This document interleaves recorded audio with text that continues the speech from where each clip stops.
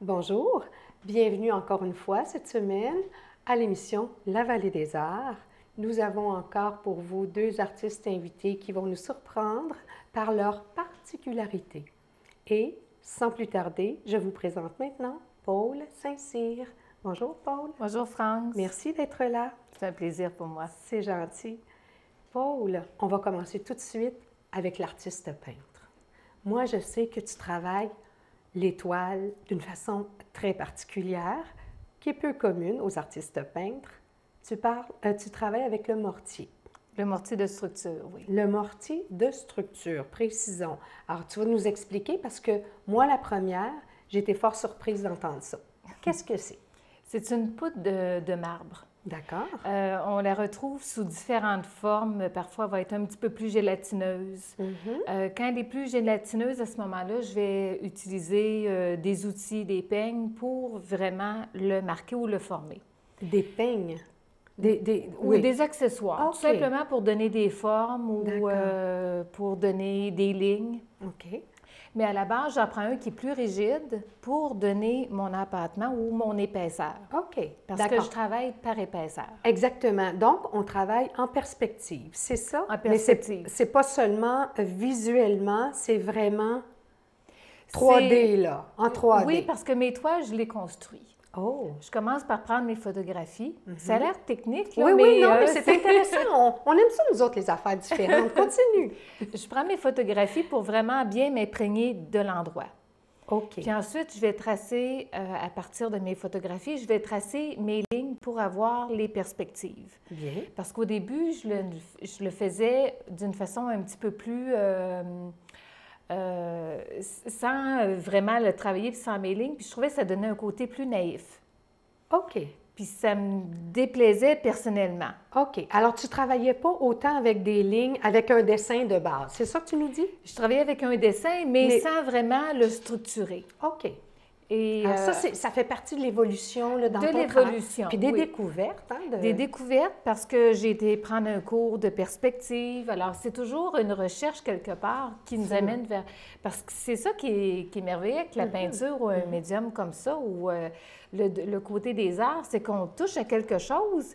Puis à un moment donné, il y a comme des questions qui se posent. On va faire des recherches, puis on retrouve nos réponses à nos questions de cette façon-là. De la façon que tu nous le présentes, il y a aussi des blocages à un moment donné. Tu sais, il y avait des choses qui, non, c'était pas ça que tu voulais, c'était pas ça que tu voulais faire ou ça... Il y a un blocage, disons que c'est plus une situation qui arrive qui te pousse, ou du moins moi, qui m'a apporté à me poser des questions et à aller plus loin. D'accord, OK. Donc, tu as incorporé le mortier à l'huile, c'est bien cela? En fait, c'est pas nécessairement à l'huile, c'est sur la toile comme telle, parce que je construis souvent mon panneau. OK. Alors, je peux lui donner un angle, dépendant du sujet. OK.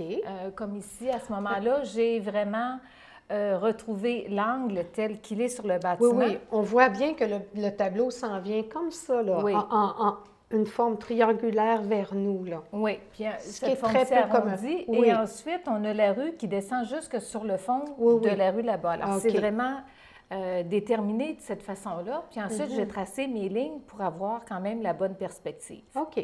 Alors, mais quand je te disais que tu as incorporé le mortier à ton huile... Oh, pardon, je t'ai interrompu, C'est pardon. qu'ensuite, lorsque ma base est donnée, Oui. là, je vais mettre mon mortier de structure à la spatule, mais pour donner l'épaisseur. Alors, plus ce qui est plus près de moi est plus important en fait d'appâtement. Et puis ensuite, là, à ce moment-là, quand j'ai tout terminé, avec mon deuxième mortier, lui, je vais donner un petit... parce qu'il y a une texture qui est un petit peu plus gélatineuse. OK. À ce moment-là, je peux lui donner des formes beaucoup plus.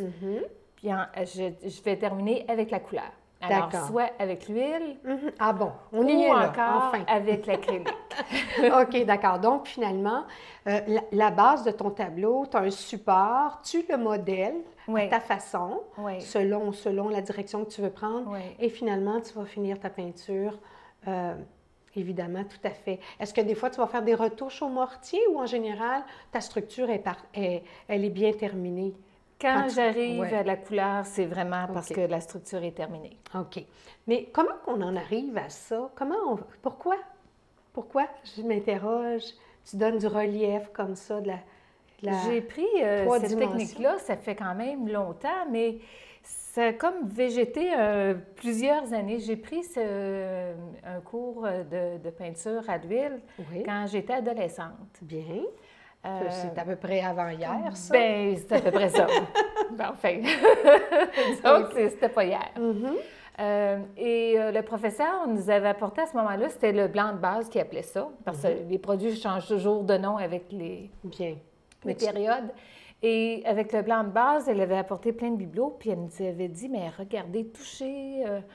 Puis avec le mortier de structure, ensuite, essayer de reproduire ça sur une toile. Ah oui? Alors, vraiment, là, mais s'imprégner vraiment là, en touchant. Puis j'avais aimé ça, ce côté-là, que c'est pas juste du visuel, mais aussi le côté de comprendre la place qu'un objet peut prendre dans l'espace. Puis je l'ai fait à quelques occasions avec des choses nature morte. Oui, d'accord. Et puis, j'ai rangé la peinture, j'ai continué le dessin, mais à un moment donné, ce goût de revenir à la peinture avec des scènes de nuit, quand c'est arrivé, j'ai eu le goût d'appliquer les techniques que j'avais apprises adolescente. Hé, ça revenait là, ça revenait. Donc, tu as commencé par ça, en fait. Tu as commencé avec du solide, là. C'était pas juste un tableau. Puis là, tu as commencé déjà comme ça. Souvent, il y a des gens qui vont commencer par la peinture, puis ils vont ajouter des choses. Donc, c'est quand même toute une évolution. Puis tu reviens en arrière pour chercher tes anciens amours, en fait.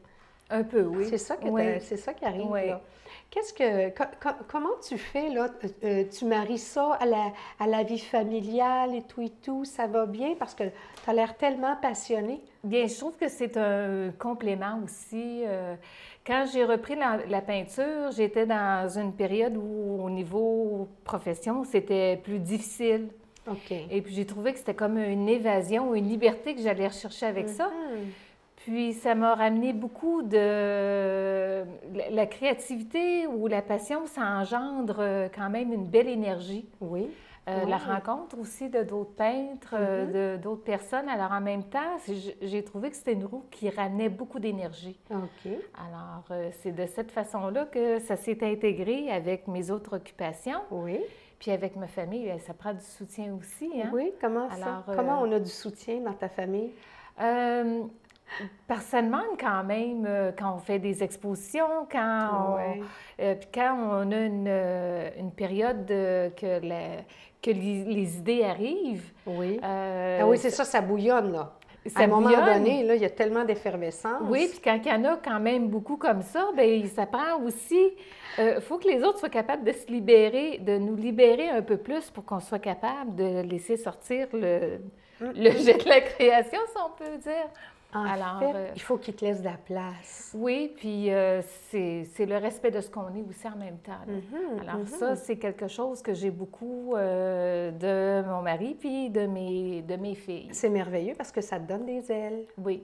Effectivement. Puis là, ça m'amène à dire quelque chose parce que tu nous réserves des surprises. Là, tu es en train de nous préparer un nouveau projet qui n'est pas de la peinture, mais c'est Paul Saint-Cyr quand même, la femme. Oui. Qu'est-ce que c'est que tu es en train de partir là, de nouveau? Je suis en train de démarrer une ligne de vêtements. Alors, j'ai le côté patroniste, je le ressors. Alors, c'est sûr qu'il y a toujours un côté de création aussi qui est très effervescent. Oui, absolument. Alors, c'est ce que je suis en train de travailler présentement. Et c'est un peu, justement, comme tu dis, l'artiste peintre qui aime toucher, qui aime former des choses. Je pense que ça prend de la curiosité aussi. Quand on a un côté artiste, je pense que la curiosité vient avec. Et puis, moi, je voudrais savoir, l'artiste peintre, ça fait combien de temps qu'elle a commencé ça? Parce que là, tu as parlé de l'adolescence tantôt. Je pourrais pas mettre une date ou... Ça a toujours été là?